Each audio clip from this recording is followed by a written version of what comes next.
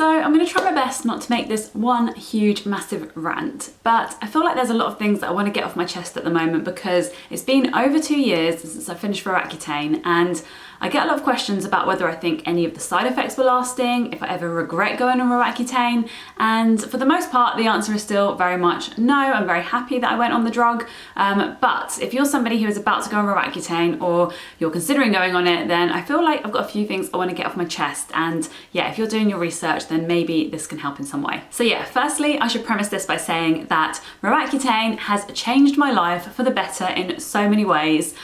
I cannot even begin to say how thankful I am for the drug, because having really severe cystic acne and then having clear skin is honestly so liberating, and it's completely changed my life. And because of that drug, I feel a whole lot better in my own skin. Being on Accutane was definitely not the most enjoyable time of my life, but in all honesty, it was 6 months out of the grand scheme of things. So yeah, no regrets there either. If you want to hear a little bit about my experience being on the drug at the time, I filmed a few videos. In fact, I filmed an entire playlist talking about like my best tips, what I wish I knew before I started the drug, and all of those good things. I'll link the playlist up here, so go and check that out. But this video is going to be a bit more of an update really, because as I said, it's been over 2 years, and yeah, some things have kind of come to light with my health that I can't necessarily attach directly to Accutane, but I'm really wondering, would this all be happening if I hadn't taken the drug? So if you've seen some of my previous videos this year, or if you follow me over on Instagram, you'll know that I haven't really shut up about my gut health issues.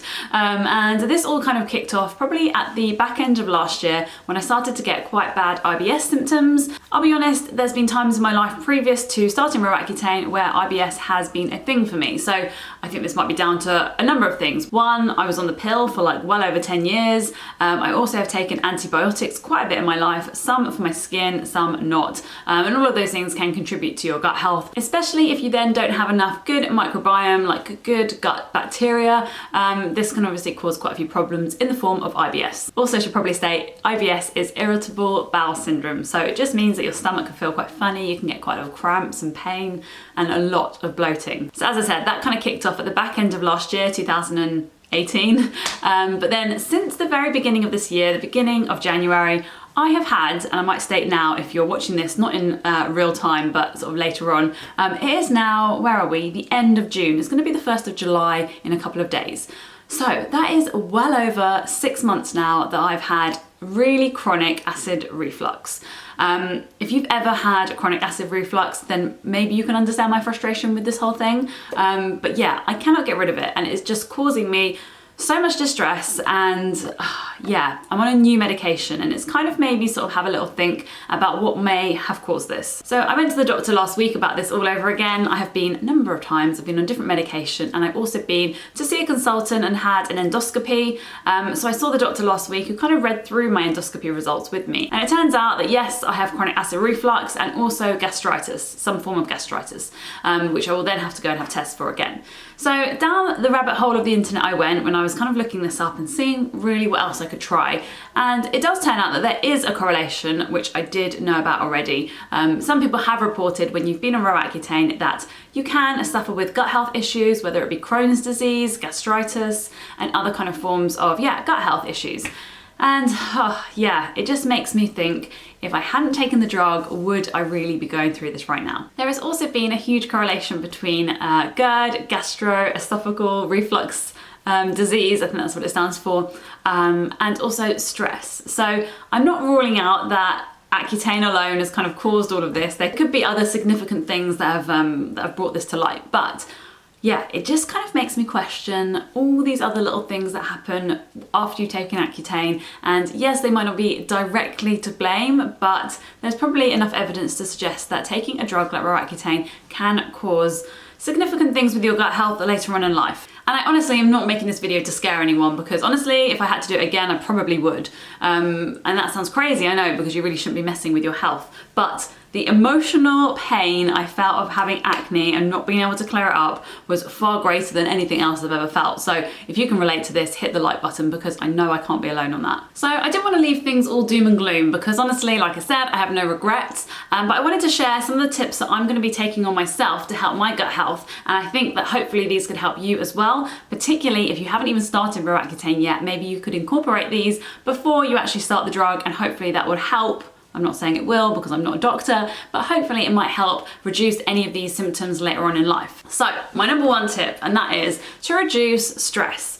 Oh God, this is such a huge one for me. I've had the most stressful few weeks just with life. You know how it goes when things all change all at once and you just have to quickly adapt. It can be quite stressful. So I understand that you can't eliminate these stress factors, but there are certainly ways you can deal with them, probably better than I have been, that can reduce problems with your gut health, because they do say that your gut is like linked to your mind, and yeah, we are all one of the same thing, right? So we're not like, there isn't your mind over here and your stomach over here. It is all one of the same thing. We are one living organism. If we're stressed, then our gut is going to suffer. So the first thing I would say is actually dealing with stress management is going to be hugely important. And the best tips that I have found recently for helping this is one, morning meditation, which I think I've talked about quite a lot on this channel, but that is something that I've strictly been practicing. So I get up in the morning, I go brush my teeth, wash my face, and then I come back into bed and I sit upright and listen to the Calm app. And on the Calm app, they have a number of different meditations for different ways that you are feeling or different things that you're trying to manage.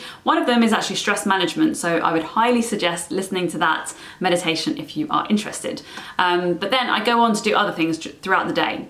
One is noting, and noting is something that I didn't really realize how much it could help. So noting really involves becoming really present in the moment and to not be thinking about things that are coming up or thinking about things that have happened in the past. And I know that this is so difficult, which is why noting really helps. To give you an example of what noting is, right now, if I was sitting here noting and trying to lower my stress levels, I would just be here sitting thinking, the temperature of the room feels really nice. The trees outside are, you know, drifting in the wind. There is a really nice smell of breakfast. I can smell my coffee. My hair feels really soft. You know, you think about things that are happening in the moment, right there and then. And yeah, it really kind of distracts you from having your thoughts just go crazy and start overthinking. By the way, my hair does not actually feel soft. It feels horrible and I probably should go and wash it. Let me know all your best stress management techniques, because honestly, I could probably do with some help here too. My next tip, and this one is huge because it's really, really important for your gut microbiome, but this is to actually eat a wide variety of foods.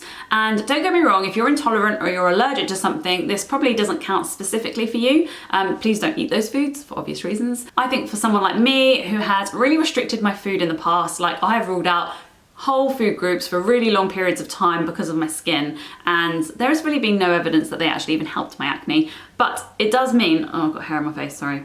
But yeah, if you're ruling out huge food groups, then really you're not actually extracting the nutrients and the good bacteria, the friendly bacteria from those foods for quite a while. So yeah, you want to be able to actually build up your gut so that you're not just eating the same few foods over and over again, because you're really not making the most of what's on offer in terms of restoring your gut health and making you the healthiest version of yourself. I can't lie, I do have the same breakfast every single day, so that is something I need to switch up. But yeah, if you can, I would definitely incorporate as many really, really healthy whole foods into your diet, because your gut will definitely thank you for this. My next tip is to keep a journal. I keep an acne journal, and within that there is a food diary. So I actually track what I'm eating, and I don't do this religiously anymore because I've really found my triggers. But since my gut has not been feeling great, I've really gone back to having a look at what those key things might be that could be causing flare-ups of IBS symptoms or of my acid reflux. And honestly, I think this has been super helpful about, you know, one, not ruling out things unnecessarily, but two, really getting an understanding of maybe some food combinations that actually flare things up.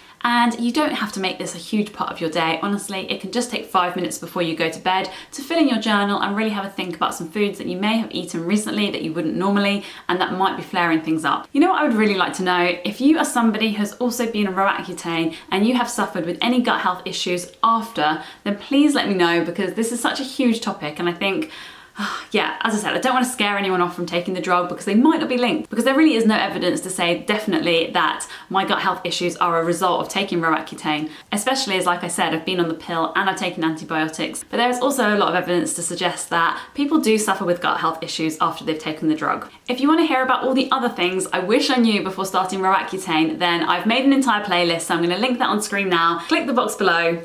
I think it's this way, but it could be this way, and I'll see you over there. It literally makes you feel like an old lady or old man. You feel like all your bones really ache, your joints really ache, and quite honestly, there's not that many ways around this. It just is a side effect of being on the drug. Unfortunately, some people are affected by it more so than others. I think